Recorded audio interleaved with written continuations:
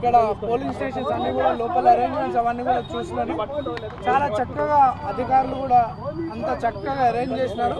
And 1 అవర్లోనే ప్రతి polling స్టేషన్లో దాదాపు 100 ఓట్స్ వరకు పోల్ అయినాయి.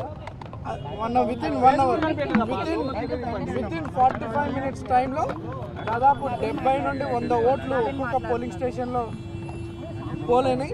అండ్ జనాలు ఈ ఎలక్షన్లో అత్యధిక పోలింగ్ జరిగే అవకాశం ఉంది.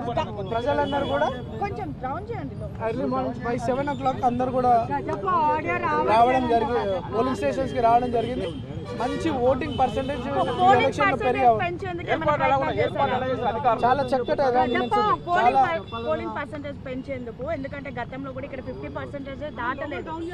అంటే అప్పట్లో జనాలు వచ్చి ఓట్లు వేసేది కాదు, కానీ ఈసారి మాత్రం ఇప్పుడు చూస్తున్నటువంటి పరిస్థితి చూస్తే 70%, 60 to 70% పోలింగ్ జరిగే అవకాశం ఉంది. ఎందుకంటే నేను ఇప్పుడు అన్ని దాదాపు 5-6 పోలింగ్ స్టేషన్స్కి వెళ్తే 70 ఓట్స్, 60 ఓట్స్ వితిన్ 40 మినిట్స్.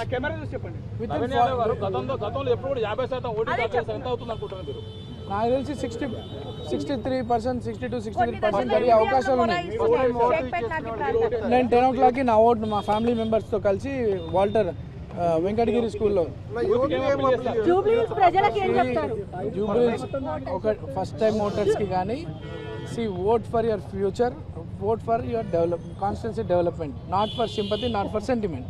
ఇది మన భవిష్యత్తుకి సంబంధించిన ఎన్నిక కాబట్టి చాలా తెలివిగా జాగ్రత్తగా ఓటు వినియోగించుకోవాలని నేను యూత్కి అప్పీల్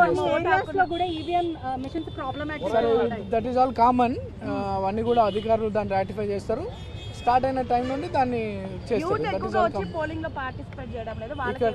లేదు ఈసారి యూత్ అంతా కూడా, యూతే కాదు జనరల్గా చాలా మంది ఓటర్స్ నెగ్లెక్ట్ చేస్తారు election. But this time 10 to 15% polling percentage పెరిగే అవకాశం ఉంది.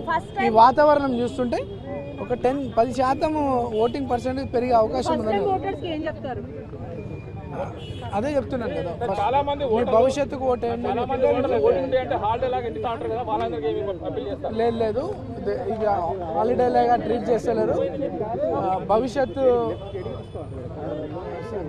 గురించి ఆలోచించి ఓటర్స్ అందరూ కూడా బయటకు వచ్చి ఓటు వేస్తూ ఉన్నారు. సమాజం గురించి ఆలోచించి ఓటర్స్